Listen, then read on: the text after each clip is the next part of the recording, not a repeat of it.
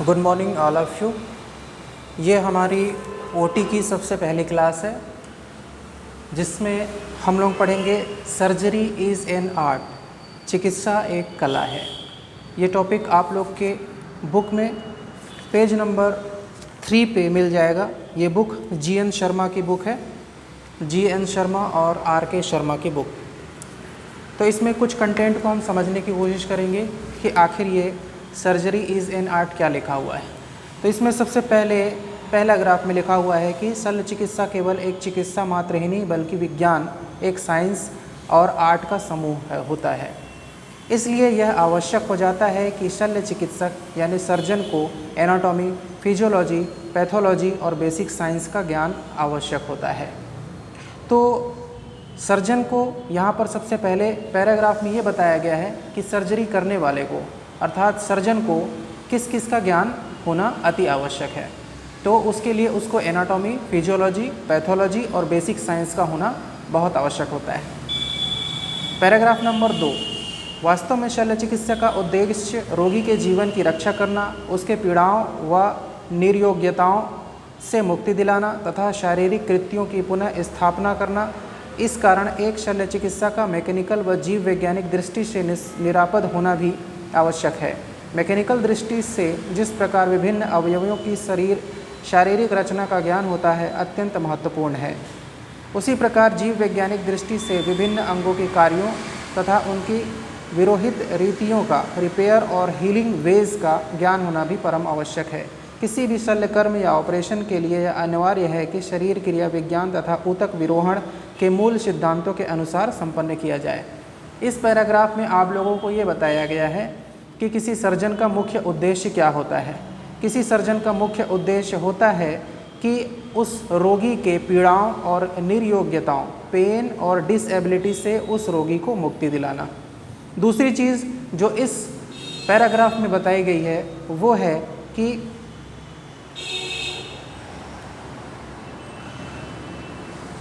किसी भी शल्य कर्म के लिए, ऑपरेशन के लिए यह अनिवार्य है कि शरीर क्रिया तथा ऊतक विरोहण, टिश्यू रिपेयर के मूल सिद्धांतों के अनुसार ही संपन्न किए जाएं। तो इसमें 2 बातें बताई गई हैं। तीसरा पैराग्राफ, शल्य चिकित्सा एक मुख्य आधार स्तंभ विकृति विज्ञान से संबंधित है, अर्थात ये पैथोलॉजी से भी संबंधित होता है।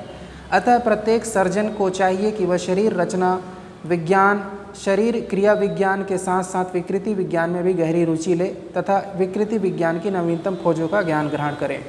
तीसरी पैराग्राफ में ये बताया गया है कि सर्जन को न सिर्फ एनाटॉमी, फिजियोलॉजी बल्कि उसके साथ साथ पैथोलॉजी का भी ज्ञान होना चाहिए। पैथो का मतलब होता है डिजीज़ और लॉजी का मतलब होता है टू स्टडी, अर्थात किसी सर्जन को किसी बीमारी की गहराई तक या उसके बारे में डीप नॉलेज होना बहुत आवश्यक होता है। इस प्रकार से वो कला के रूप में उसके लिए निखर कर आता है। चारों तरफ का ज्ञान, anatomy, physiology, pathology, basic science का ज्ञान जब सर्जन के हाथों में होता है तब ये सर्जरी जो है किसी सर्जन के हाथों से कला के रूप में निखर कर या बाहर आती है। पैराग्राफ नंबर 4, एक आदर्श शल्य चिकित्सक के लिए यह भी जरूरी है कि वह केवल एक ऑपरेशन कर्ता तक ही स्वयं को सीमित न रखे बल्कि कुशल प्रभाविज्ञ भी बने तथा प्रक्रियाओं में समय अनुसार बदलाव करने में सक्षम हो।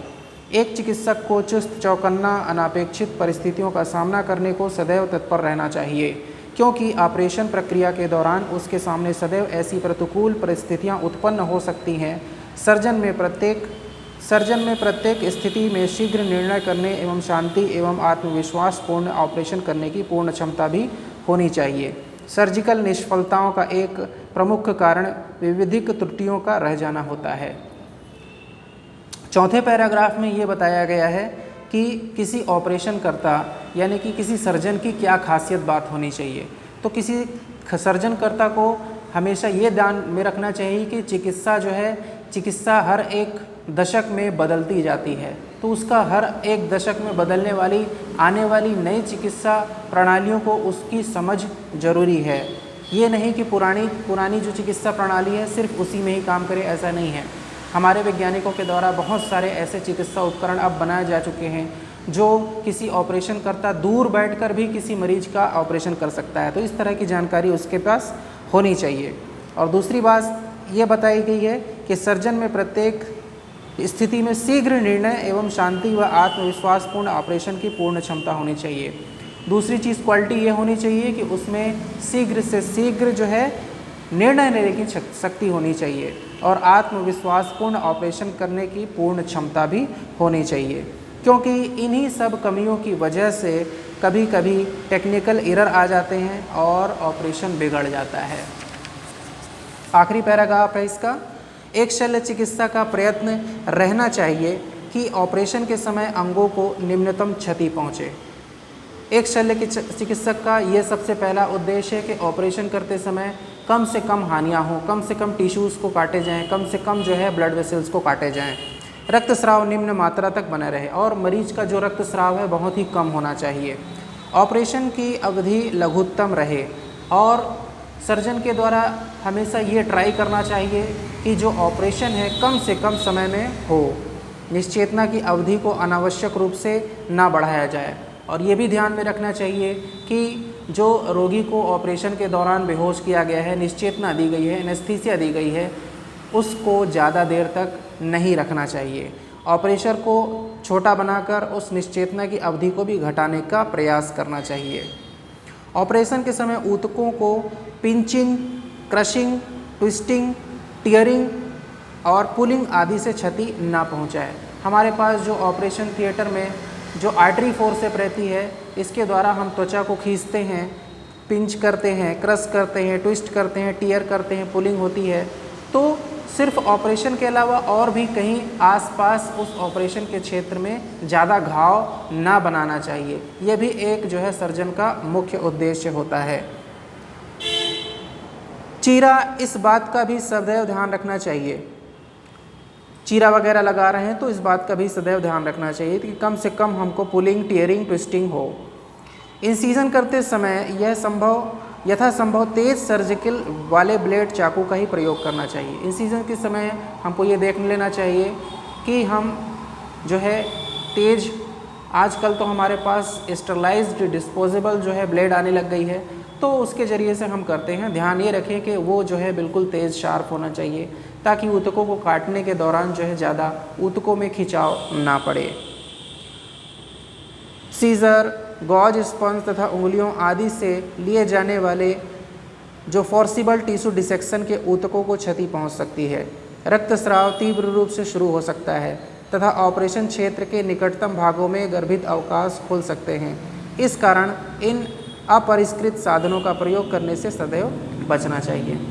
तो कुछ गलतियां होती हैं जिसकी वजह से कुछ कॉम्प्लिकेशन आ जाते हैं, जैसे पेरिटोनियल कैविटी में ब्लड का भर जाना और कुछ आंतरिक रक्तस्राव या फिर पोस्ट ऑपरेटिव इन्फेक्शन, यानी कि टाँका लगने के बाद घावों का पक जाना। तो उस समय हमको सैनिटाइज और स्टरलाइज्ड वस्तुओं का, स्टरलाइज्ड ऑपरेशन टेक्निक्स का इस्तेमाल करना चाहिए ताकि मरीज को बाद में कोई परेशानी ना हो। तो ये टॉपिक था आपका जो है सर्जरी इज़ एन आर्ट। ठीक है, it is all about surgery is an art. शल्य चिकित्सा एक कला। Thank you.